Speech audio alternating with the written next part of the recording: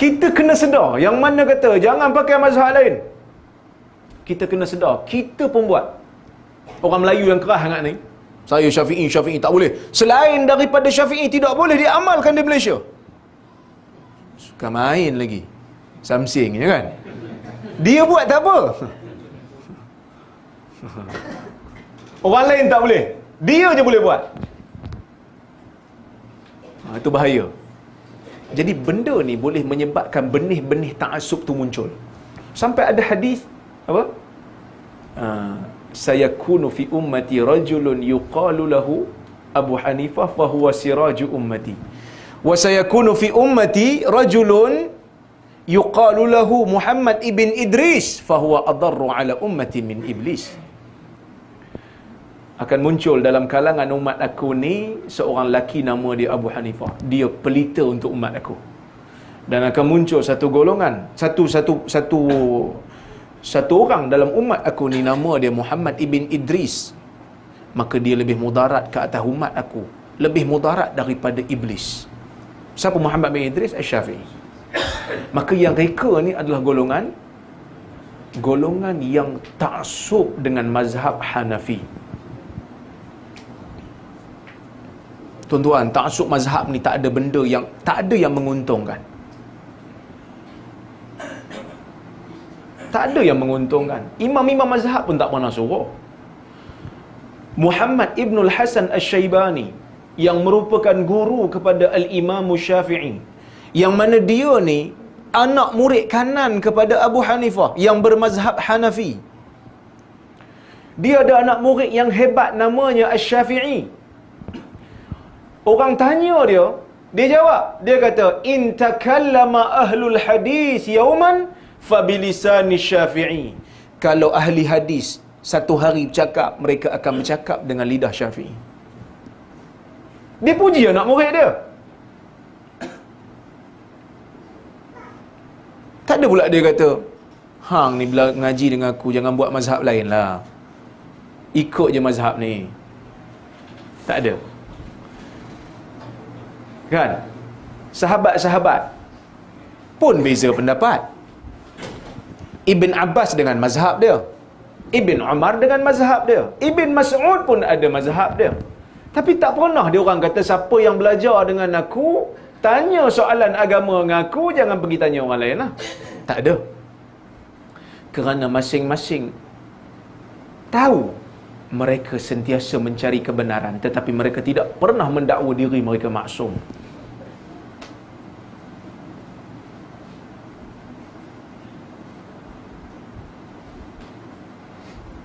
Jadi ta'assub mazhab antara faktor yang kedua lah. Yang ketiganya, faktor kebangsaan. Ta'assub kepada bangsa. Islam suruh kita meraihkan bangsa.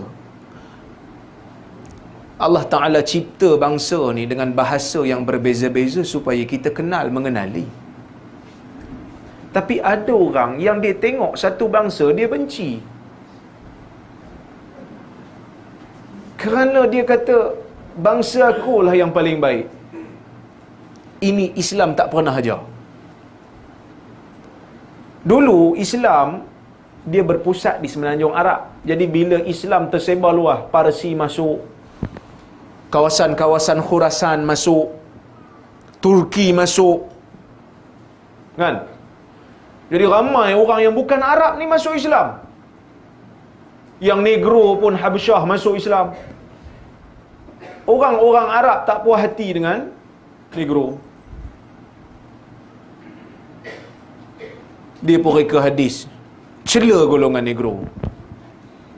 Az-Zinji, iza ja'a sariqa wa iza syabi'a zana. Nabi kata Negro ni, kalau dia lapar dia mencuri, kalau dia kenyang dia berzina. Seolah-olah macam tak ada kebaikan langsung pada Negro ni. Kita kata, Nabi puji Bilal. Kan Nabi puji Bilal, Bilal Negro. Tiba-tiba satu hadis Kononnya Nabi sebut negro ni tak ada kebaikan langsung. Jadi negro pun tak puas hati ke? Negro dengar hadis ni tak puas hati lah. Mana boleh dia kata. Kita kena lawan. Lawan kebatilan dengan benda yang batil. Tak boleh. Kita nak lawan kebatilan dengan benda yang betul. Lawan batil dengan batil tak boleh. Orang maki kita, kita maki orang tu boleh? Tak boleh. Dia lawan, dia reka hadis lain. Dia reka hadis lain. Dia kata bait fihil aswad lam yadkhulhul faqr. Rumah yang ada orang hitam, kefakiran tak masuk rumah tu. Kemiskinan tak masuk. Hampa reka sangat kononnya aku kuat berzina kalau kenyang. Rumah yang ada orang hitam tak masuk kemiskinan. Jadi kena kahwin dengan orang hitam. Tuan-tuan, ni hadis palsu, jangan buat ni pula. Sagi ada putih tunang cari orang hitam pula je noh.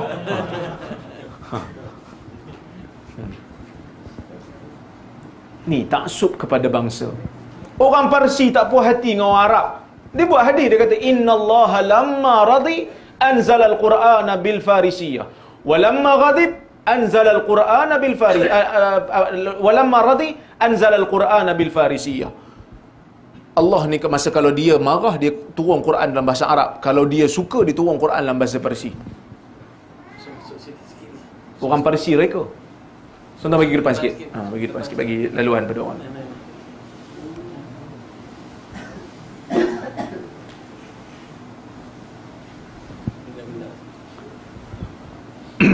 Kemudian ada lagi satu golongan yang menjadi faktor kemunculan hadis palsu ni adalah golongan-golongan sufi yang jahil.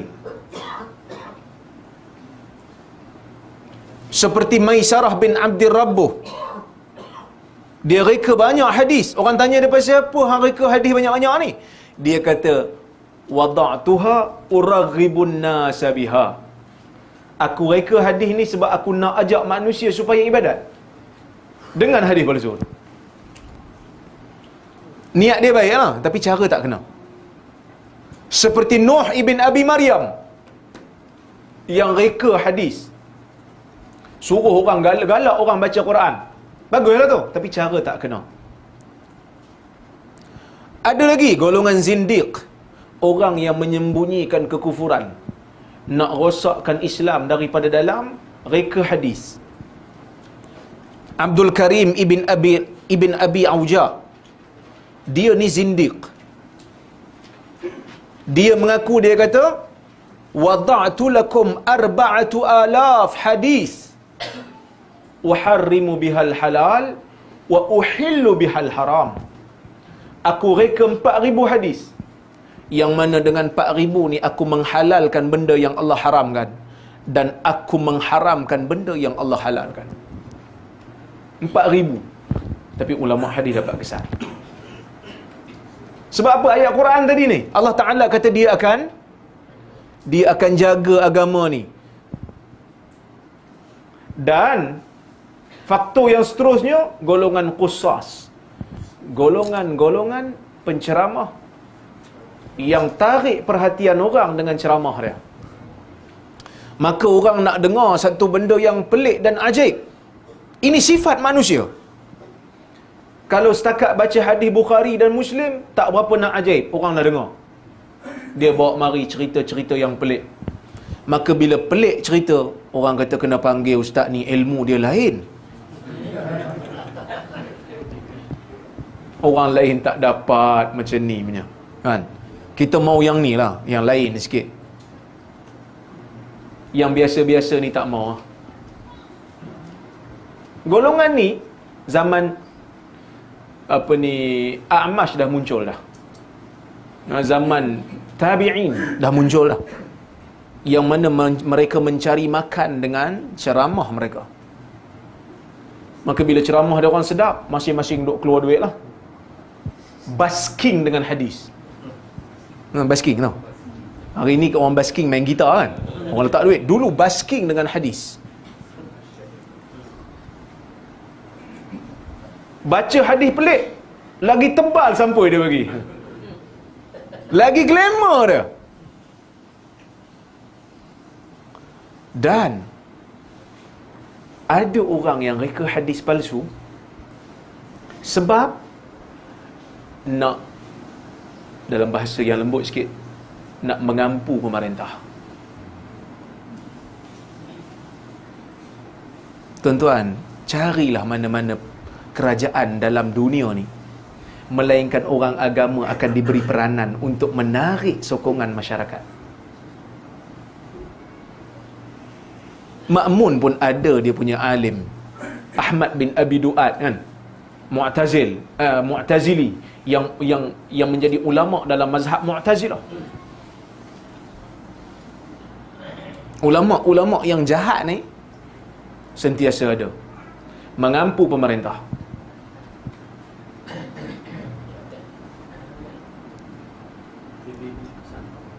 Riyas ibn Ibrahim antaranya. Tuan-tuan baca kitab-kitab hadis, ada seorang alim nama dia Riyas ibn Ibrahim. Khalifah di zaman dia main burung pati. Dia masuk, dia tengok khalifah tengah main burung pati, terus dia reka hadis. Dia baca hadis yang sahih dulu.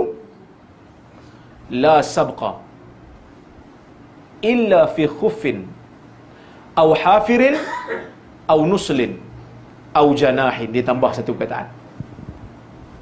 Nabi kata tidak ada pertandingan melainkan pertandingan unta lawan lumba unta, ataupun lumba kuda, ataupun memanah, ataupun main burung.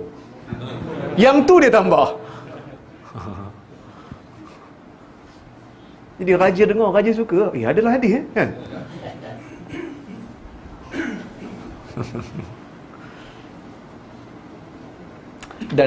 Dan faktor hadis palsu juga adalah disebabkan zaman dulu ada orang yang nak, dia bukan nak duit, dia nak glamour.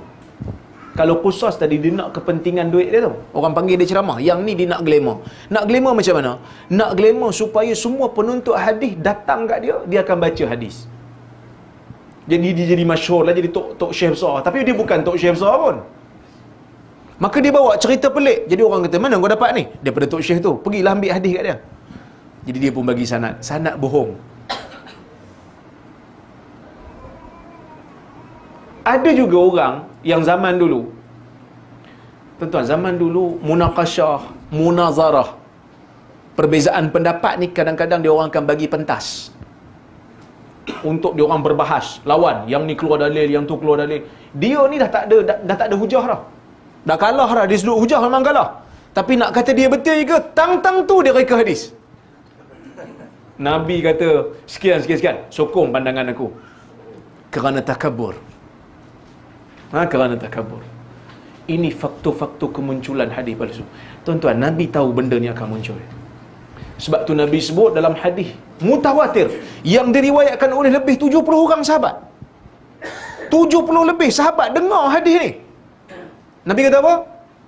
Man kadzaba alayya muta'ammidan falyatabawwa maq'adahu minan nar. Dalam riwayat yang lain Nabi sebut, inna kadhiban alayya laysa kakadhibin ala ahad.